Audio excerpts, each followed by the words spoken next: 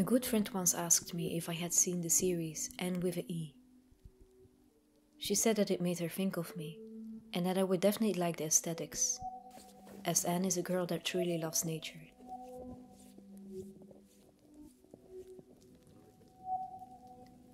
And my friend was right. I really thought it was truly beautiful.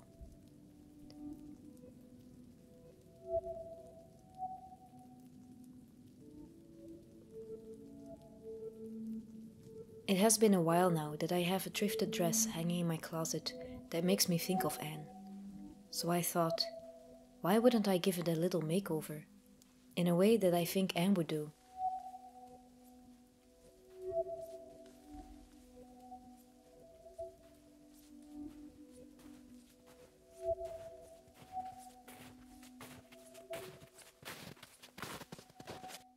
This is a dress I'm working with.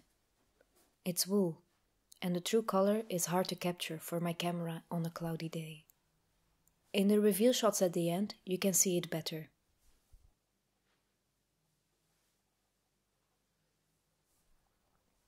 It's especially the top bit that makes me think of Anne, like the neckline if the binders wouldn't be there, the folded details, and this V-shape that I really like. And of course, it has a very light puff in the sleeves. Puff sleeves are divine.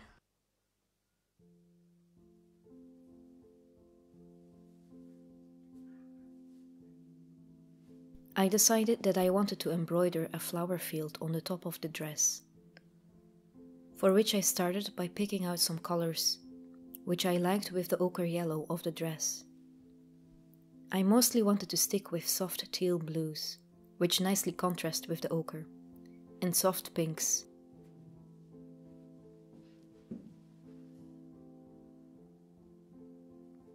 After doing a trial of the positioning of the flowers on one side, I roughly indicated their position on the other side. I don't want both sides to be exact copies, but they need to be symmetrical. I knew that I had to use an embroidery hoop or thin interfacing so that the wool wouldn't wrinkle while embroidering, but I didn't. Do as I say, and not as I do.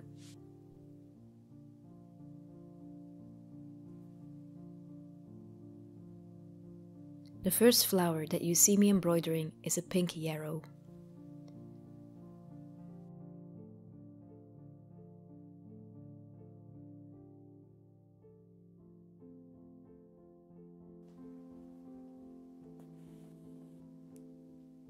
For the flowers, I just embroidered little knots in a random cloud, until it was roughly a similar size to the one on the other side of the dress.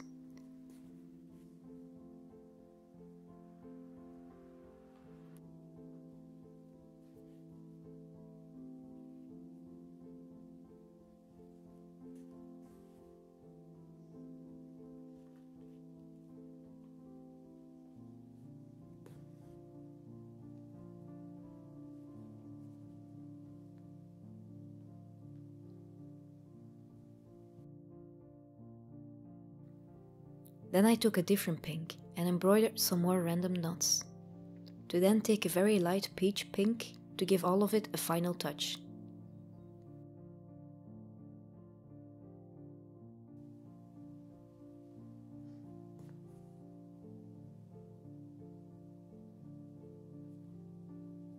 Next, I embroidered some very simple flowers, as I have seen them done many times before. I never really embroidered flowers, so I give it my best shot.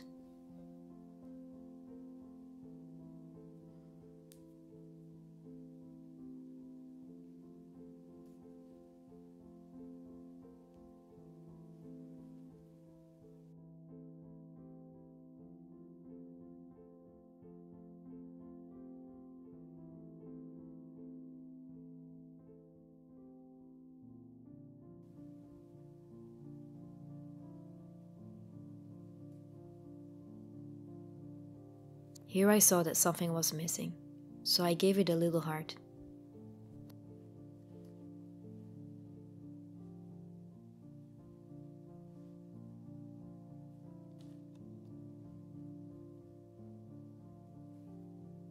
Next, I moved on to one of my favorite field flowers, cow parsley. In the fields where I grew up, there were a lot of these flowers.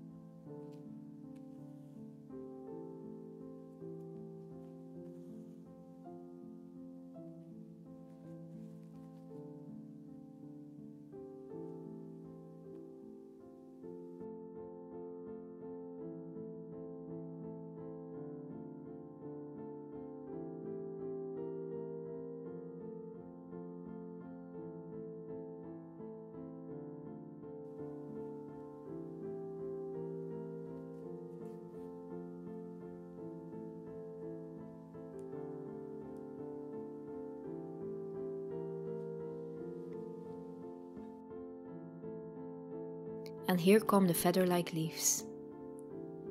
I don't have the neatest stitch here, but once the field is filled with stems, leaves and flowers, those little mistakes don't really jump out anymore.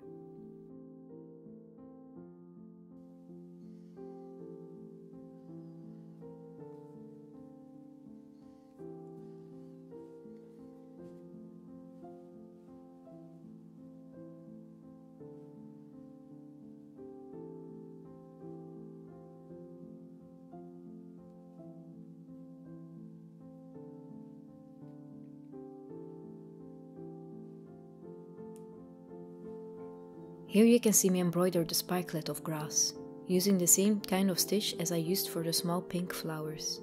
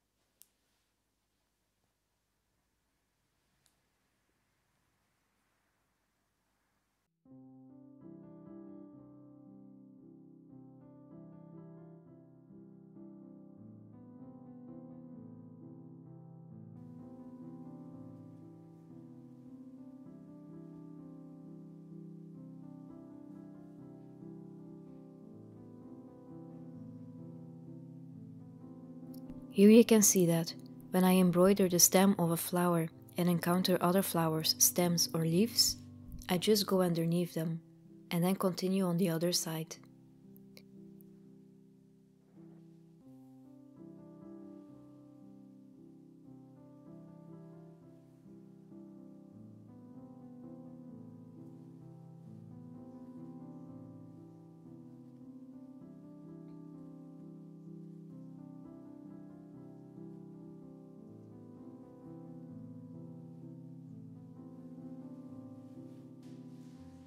And then, I decided to just cut off the binders.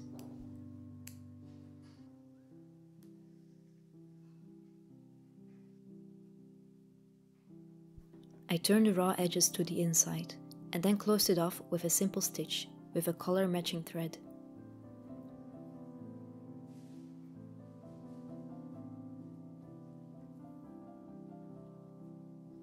I gave it a double pass for extra security.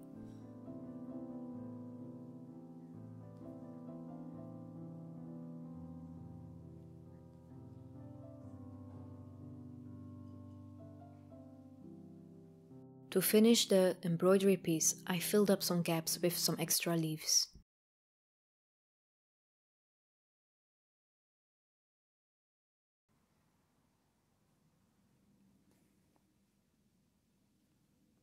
Since the sleeves hang off my shoulders too much, I decided to take in the seam with about 1 centimeter.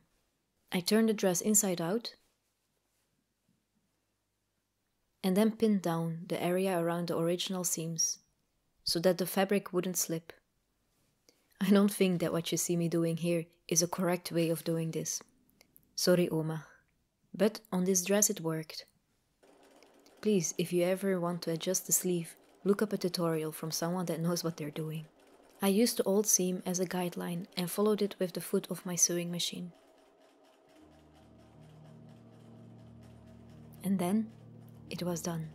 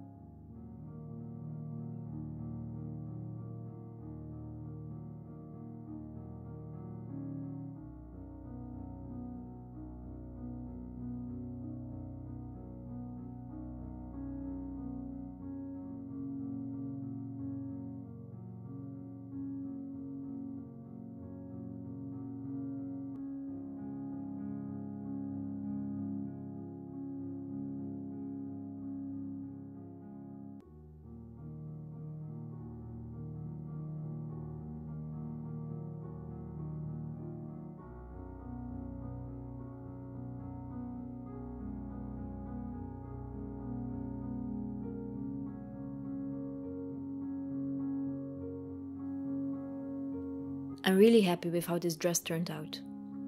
And even though it doesn't have big puff sleeves, I think also Anne would like it.